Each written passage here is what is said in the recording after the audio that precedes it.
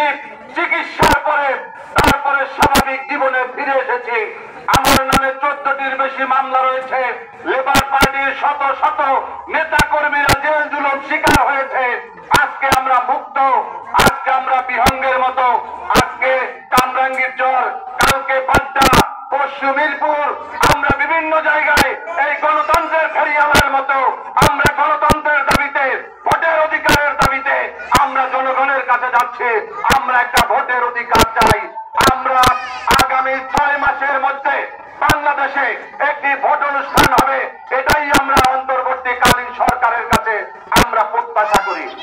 সংগ্রামী বন্ধুরা আমার, আমরা ভেবেছিলাম ডক্টর মোহাম্মদ ইউনূস আন্তর্জাতিক ব্যক্তিত্ব, তিনি দায়িত্ব নেওয়ার পরে তিনি বাংলাদেশের এমন একটি সরকার গঠন করবেন যারা বাংলাদেশের রাজনীতি, সরকার পরিচালনায় যাদের মেরুদণ্ড রয়েছে, যাদের সাথে জনগণের সংযোগ রয়েছে।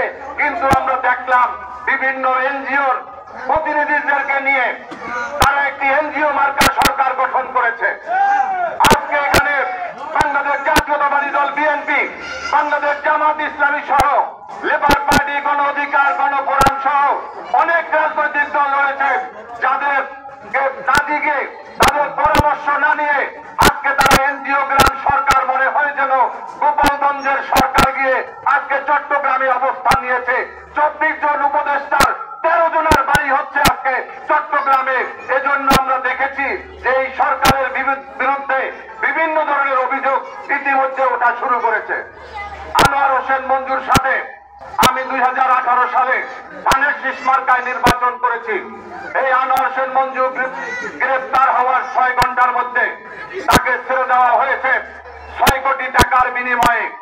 আমরা দেখেছি সাবের হোসেন চৌধুরীকে টাকার বিনিময়ে আজকে যিনি আইন উপদেষ্টা এই ডক্টর আসিফ নজরুল, যার বিরুদ্ধে অসংখ্য অভিযোগ রয়েছে, এই আসিফ নজরুল টাকার বিনিময়ে নাকি এই সাবের হোসেন চৌধুরী এবং আনোয়ার হোসেন মঞ্জুকে মুক্তি দিয়েছে।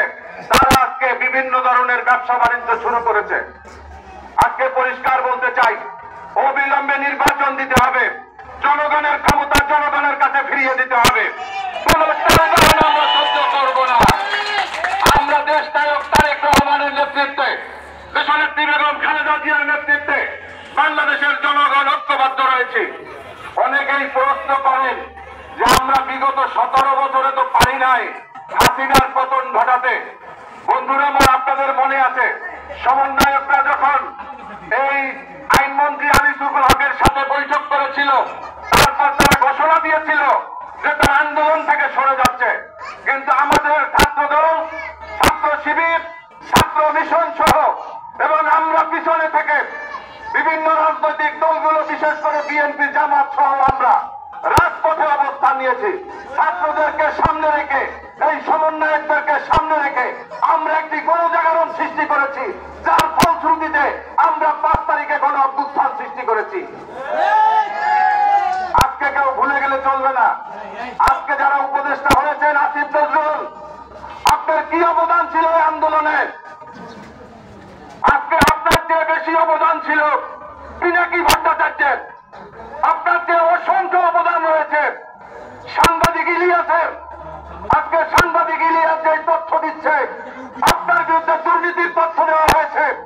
আপনার যদি বুকের পাটা থাকে, আপনি যদি সত্যিকারের একজন ভালো মানুষ হয়ে থাকেন, আজকে ইলিয়াসের বিড়িয়ের বক্তব্য দেন, ইলিয়াসের বক্তব্যকে প্রত্যাখ্যান করে প্রমাণ হাজির করেন যে আপনি এই দুর্নীতির সাথে জড়িত নন। আপনাকে পরিষ্কার করতে হবে আপনি আনোয়ার হোসেন মঞ্জু এবং সাবের হোসেন চৌধুরীর কাছ থেকে টাকা নিয়ে তাদেরকে জামিন দিয়েছেন কিনা, এটা এদেশের মানুষ জানতে চায়।